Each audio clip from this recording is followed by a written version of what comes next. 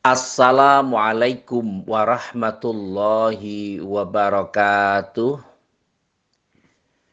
Bismillahirrahmanirrahim. Ketika kita memahami kegiatan di masyarakat, sebenarnya pengajian-pengajian ini sudah berlangsung sangat lama dan masing-masing mempunyai event sendiri-sendiri. Tetapi uniknya dengan banyaknya pengajian itu kok ya tidak mengubah pola kegiatan. Artinya kebiasaan-kebiasaan buruknya ya tetap jalan. Misalnya yang korupsi ya tetap korupsi, yang suka maksiat ya maksiat saja gitu. Seakan-akan pengajian ini tidak berbanding lurus dengan apa yang dikondisikan atau yang diinginkan oleh majelis pengajiannya. Karena kalau kita pahami sama-sama, sangat banyak pengajiannya. Misalnya ada kuliah subuh, itu biasanya per pagi. Berarti kan sudah 7 hari. Toh misalnya tidak pakai kuliah subuh, oke. Itu setiap Jumat ada Jumatan atau kajian malam Jumat. Terus ada kajian lagi selapanan, pengajian setiap Ahad Pahing, setiap Ahad Wage, atau setiap apa saja yang disepakati untuk kajian. Belum kalau Maulid Nabi itu wah kadang mubaliknya sampai harusnya sebulan itu 30 hari, beliau bisa sampai jadwalnya bisa sampai tanggal 60 atau 70 hari.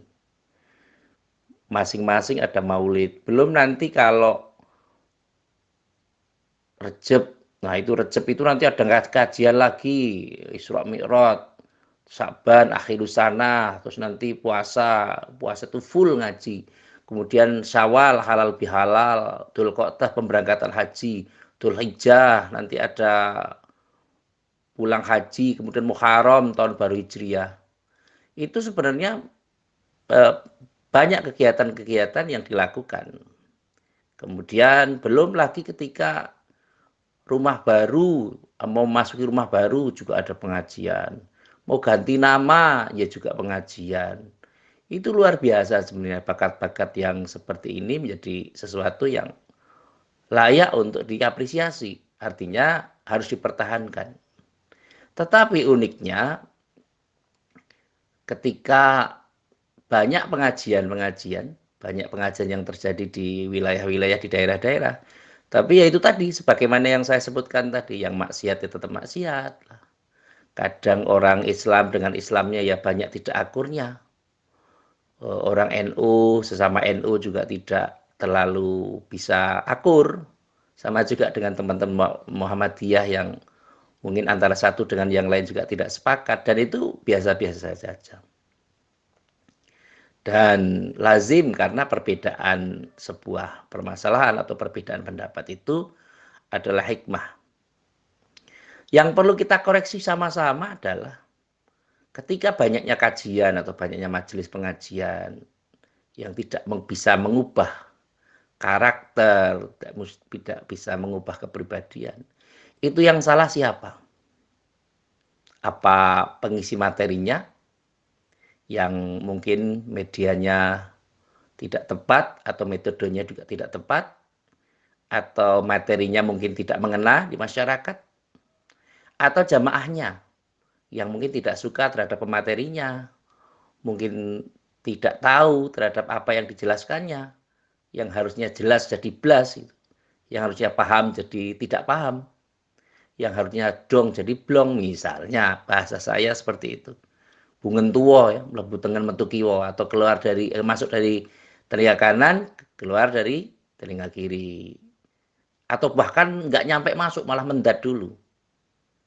Atau zamannya, yang mungkin sudah perubahan zaman milenial sekarang ini, metode perlu diperbaiki, tapi ternyata hal-hal yang sifatnya pengajian ajek saja. Masih membahas warga, neraka, atau surga neraka, dosa, tidak dosa, dan sebagainya. Kalau kita mau beralibi lebih aman, mungkin zamannya. Oh, ini karena zamannya, Pak. Karena zaman sudah milenial, sehingga orang mengaji itu ya bolehlah mengaji, tapi tidak akan mengubah karakter apa-apa. Tetapi kalau kita mau jujur, sebenarnya yang patut untuk diapresiasi adalah pematerinya. Orang yang mengisi pengajian. Karena apa? Orang yang mengisi pengajian mungkin dia sebatas pada membaca materi. Tetapi tidak bisa memberikan contoh. Kenapa demikian? Ya karena dia hanya membaca kitab atau membaca sesuatu yang kaitannya handout ya, membaca makalah yang disampaikan, tetapi antara perilakunya dengan apa yang disampaikannya itu tidak sepadan, tidak imbang atau tidak sama. Sehingga menyebabkan orang-orang yang mengikutinya atau jamaahnya itu menjadi tidak mau mengikuti. Kalau misalnya materinya atau ajarannya kamu harus ke barat, itu kalau pematerinya itu tidak ke barat atau bahkan tengok-tengok di sana duduk-duduk saja, itu mungkin akan bisa dimaklumi mungkin karena sesuatu. Tapi kalau pematerinya mengatakan ke barat, jamaahnya disuruh ke barat, tapi ternyata materinya malah ke timur atau bahkan ke utara, itu ada sesuatu yang salah. Sehingga perlu dipahamkan, maka metode dan media itu sangat berpengaruh. Dan secara kondisi, kenapa toh umat Islam ini yang ternyata mayoritas, tapi justru yang korupsi, yang terbesar juga umat Islam. Padahal apakah mereka tidak tahu kalau korupsi itu dosa? Ya jelas tahu. Apakah mereka tidak tahu kalau menzalimi orang itu berdosa? Ya jelas tahu. Apakah pendidikannya tidak tinggi? Bahkan orang-orang seperti itu pendidikannya sangat tinggi. Ada yang profesor, ada yang ya setingkat apalah begitu. Yang tentu harusnya menjadi panutan, malah tidak bisa menjadi panutan. Yang harusnya mengurusi, justru beliau mengurasi. Itu sesuatu yang tentu menjadi pertimbangan sama-sama. Pengisi materi itu harusnya kan memahamkan pada kondisi, memberikan contoh. Nah, yang kurang saat ini sebenarnya bukan mu'idhoh hasanah, tetapi uswatun hasanah. Memberikan contoh. Tentu kita ingat ada tulisan yang mengatakan piye enak zaman kuto gitu. Pas zaman Pak Harto memimpin gitu. Nah, saya bisa memahami dan kita tentu bisa tahu bahwa almarhum Bapak Presiden Soeharto itu mengamalkan ajaran Kanjeng Nabi Agung Muhammad Shallallahu Alaihi Wasallam. Mengapa demikian? Kalau Kanjeng Nabi melaksanakan sesuatu, Kanjeng Nabi mencontohkan terlebih dahulu. Misalnya kita ingin sholat, Kanjeng Nabi ngendika, "Selu kama ra'aitumuni usolli." Sholatlah kamu sebagaimana melihat aku sholat. Ketika berhaji, Kanjeng Nabi juga ngendika, "Khudu anni manasikakum." Artinya apa? Kanjeng Nabi yang memberi contoh terlebih dahulu. Sebagaimana Pak Harto juga menyarankan ketika orang Islam atau orang hidup di Indonesia harus kaya, maka Pak Harto yang memberikan contoh terlebih dahulu. Sehingga selama 32 tahun ya kita menjadi kedonyan. Artinya contoh yang diberikan beliau sangat berhasil dan sangat bisa berimplikasi positif di masyarakat. Sampai dengan saat ini masyarakat kita kalau dengan kekayaan kan senang. bahasa saya, ya kalau zaman dulu Pak Soehartonya hanya satu yang memberi contoh. Tapi sekarang semua pengen jadi Pak Soeharto. Jadi kan jadi polanya efektif memberikan contoh. Nah, bahasa sederhananya adalah bahwa bagaimana kita segala sesuatunya setidaknya kalau kita tidak bisa memberikan contoh secara semua, ya sedikit demi sedikit. Dan metode yang diberikan kepada masyarakat setidaknya adalah metode yang dibutuhkan. Kajian-kajian yang dibutuhkan. Tidak usah terlalu tinggi materinya. Dan tidak usah khawatir pemateri tidak dianggap tidak mampu atau tidak memahami. Karena sudah tahu kok, oh ini kapasitasnya seperti ini, oh ini bagaimana. Jadi setidaknya seseorang guru itu perlu memahami bagaimana karakteristik dari murid-muridnya. Lebih lanjut lagi, semoga ini juga didengarkan oleh lembaga survei. Katanya umat Islam ini di Indonesia katanya ini sudah mencapai angka 70-80%. Itu harusnya disurvei lagi. Yang bisa membaca Arab berapa persen? Nanti kalau itu sudah ketemu, yang bisa membaca Al-Quran dan mengerti tafsirnya berapa persen? Kalau itu sudah ketemu lagi, persentasenya sudah ketemu, yang mengamalkan berapa persen? Otomatis itu nanti berimplikasi yang tidak mengamalkan berapa persen? Nah, kalau sudah ada survei seperti ini, nanti akan ketemu akar permasalahannya. Mengapa orang Indonesia ini terkenal STMJ? Sholat terus, maksiat jalan. Lah itu sebenarnya bermula atau berakar dari kita sendiri. Tentu sudah juga kami jelaskan di awal bahwa memang harus dikondisikan antara pendidikan dan pengajaran. Pendidikan di pendidikan formal itu harus disesuaikan dengan ranah yang ada. Sehingga saya sangat sepakat adanya muatan lokal. Artinya bagaimana supaya budaya-budaya lokal itu bisa diberikan kepada siswa dengan cara-cara yang baik. Termasuk juga mengaji. Kadang kita ini termakan oleh media. Oh, ini yang tren sekarang si A. Oh, diundang si A, B. Kemudian ada bertaraf internasional dan bertarif internasional.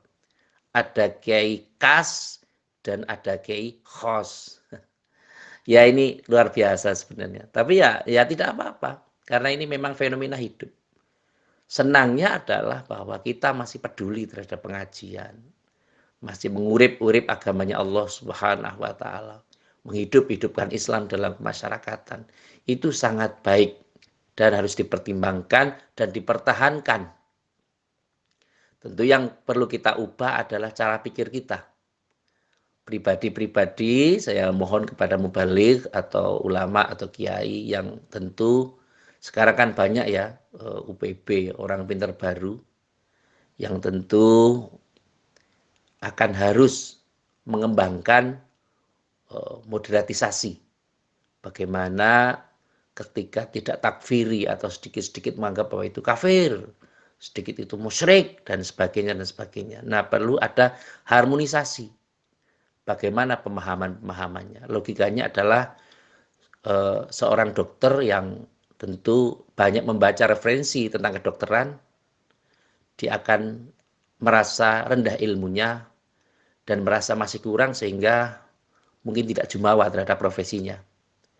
Seorang kiai, ulama yang banyak referensi, tentu beliau akan lebih andap asor, akan lebih rendah hati, dan lebih cermat mensikapi sesuatu dengan ranah-ranah karena keluasan ilmunya.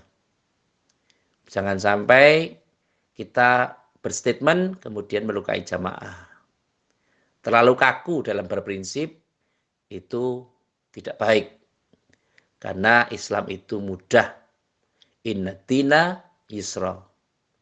Barang siapa yang mempersulit, maka dia akan kewalahan dengan sendirinya.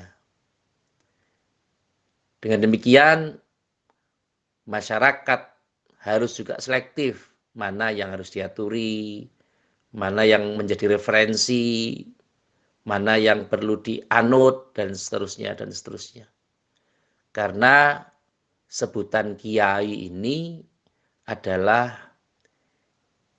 sebenarnya adalah sebutan budaya. Adanya hanya di Jawa Tengah saja. Karena kiai itu adalah apa saja, siapa saja yang dianggap atau dihormati oleh masyarakat karena kondisinya. Jadi kiai itu tidak harus orang kalau di Jawa Tengah. Contoh, Kiai Setan Kober itu keris. Kiai Nogorunting itu juga keris. Bahkan di Surakarta, di Keraton Kasunanan Surakarta itu, Kiai Slamet itu kerbau. Kiai Roto Praloyo itu kereta atau gerobak atau pengangkut jenazah. Sehingga tentu kiai adalah apa saja atau siapa saja yang mendapat kehormatan di masyarakat. Karena mungkin dedikasinya, karena mungkin keluasan ilmunya, atau karena mungkin ada hal-hal yang dikondisikan. Maka kiai itu juga macam-macam. Ada kiai bentukan pemerintah, misalnya MUI itu kan bentukan pemerintah ya. Kemudian ada kiai biasa yang di masyarakat. Maka di masyarakat itu pemimpinnya namanya Mudin. Dari kata Imamuddin, imamnya agama. Nah, disitulah peran serta orang alim di masyarakat yang memerlukan respon aktif dan feedback positif dari masyarakat setempat. Sehingga Imamuddin atau guru ngaji atau orang yang memimpin agama dalam suatu wilayah itu akan bisa memberikan kontribusi secara positif apa yang dibutuhkan di masyarakat. Maka seharusnya Imamuddin juga memerlukan basyiratus sirri, mata hati untuk bisa mengetahui, oh ini yang dibutuhkan, oh ini yang tidak dibutuhkan, oh ini yang dikehendaki, oh ini yang tidak dikehendaki. Sehingga masyarakat akan merasa terayomi, akan merasa tenang. Karena logikanya adalah sopir kendaraan. Kalau kita naik mobil dengan sopir yang sudah mempunyai SIM, sudah lama dalam menggeluti profesinya, maka dia bisa sambil merokok, bisa sambil bicara, bisa sambil gojek dengan kita. Walaupun ada aturan dilarang berbicara dengan sopirnya. Kadang-kadang sopirnya ngantuk. Jadi kita ya harus ngajak sopirnya bicara. Mungkin kita juga berkesempatan ngantuk. Jadi sopirnya nyopir, kita tidur dan sebagainya dan sebagainya. Itu fenomena saja. Tapi yang paling penting intinya adalah adanya pengertian antara jamaah dan dai atau orang-orang yang memberikan keilmuan. Dan ketika nanti, karena suka tidak suka, mau tidak mau kita harus mengakui bahwa masa depan negara ini adalah tergantung kita yang mayoritas. Kalau orang Islamnya saja tidak akur, negara juga akan tidak menjadi lebih baik. Kalau orang Islamnya bisa bersatu, membangun, maka bisa dipastikan negara ini akan mempunyai kondisi yang baik. Tidak hanya di kawasan pemerintah pusat, tapi di desa juga demikian, di kecamatan juga demikian. Kalau orang-orang misalnya warga Muhammadiyah semuanya akur, warga Nahdlatul Ulama semuanya akur, bersatu, membangun bangsa di ranah masing-masing, membangun budaya di ranah masing-masing. Jangan sampai nanti kalau budayanya diminta orang, diakui reok misalnya, diakui Malaysia, nah kita bingung. Wah ini enggak, ini dari Ponorogo dan seterusnya. Padahal sebenarnya orang Indonesia yang emigran, yang menetap di Malaysia mungkin awalnya asalnya juga dari Ponorogo atau dari Indonesia yang mengetahui budaya itu. Sehingga negara lain mengklaim bahwa itu budayanya mereka. Maka antara budaya dengan agama, monggo harus ada harmoni.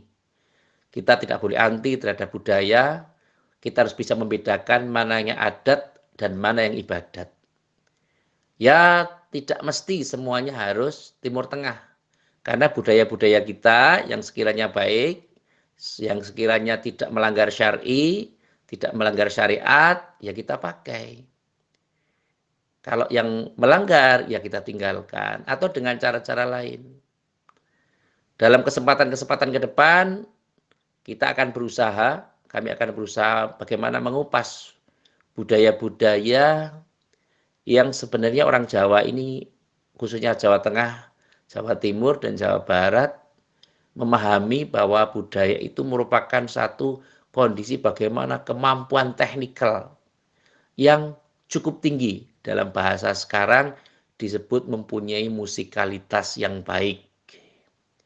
Sehingga kita tidak anti terhadap budaya, tapi mari kita jadikan budaya sebagai sarana dakwah, sebagai sarana untuk mendekatkan diri pada Allah. Misalnya kita pakai gamelan, ya bagaimana kita memahami filosofi gamelan itu sebenarnya pembuatannya dari apa. Kalau musik perkusi, bagaimana musik perkusi itu sebenarnya awalnya tujuannya untuk apa, dan seterusnya, dan seterusnya. Jadi kita harus selalu memahamkan bahwa pasti ada hikmahnya.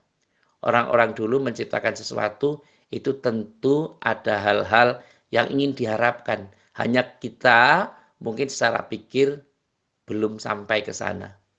Tapi harapannya adalah bagaimana kita bisa membuat sesuatu lebih baik dari waktu ke waktu. Sebagaimana kami sering menyampaikan, kita harus bisa merawat jagat dan membangun peradaban dengan cara-cara yang baik dan mendapat ridho Allah Subhanahu wa taala. Terakhir, seperti biasa, mari kita berdoa kepada Allah Subhanahu wa taala. Semoga diri kita, keluarga kita, teman-teman kita, baik yang ada di Indonesia maupun di luar Indonesia, yang sedang mempunyai kesulitan, semoga atas izin Allah Subhanahu wa taala semua dimudahkan, semua diberikan keringanan. Apabila ada yang sakit, mudah-mudahan disihatkan oleh Allah Subhanahu wa taala. Amin, Allahumma amin. Terima kasih kepada semua pihak yang telah membantu terselenggaranya acara ini, yang telah membagi di medsos masing-masing. Semoga amal ibadah panjenengan semua mendapatkan investasi yang terbaik, mendapat pahala dari Allah Subhanahu wa taala dari sesuatu yang tidak terduga. Karena barang siapa yang mengamalkan kebaikan, maka akan mendapatkan kebaikan. Wa in khairan fa khairun, wa in syarran fa syarrun. Barang siapa yang mengerjakan kejahatan, maka akan mendapatkan kejahatan juga. Sekali lagi terima kasih atas segala perhatian dan mohon maaf atas segala kekurangan. Saya akhiri, wallahul muwaffiq ila aqwamit thoriq. Wassalamualaikum warahmatullahi wabarakatuh.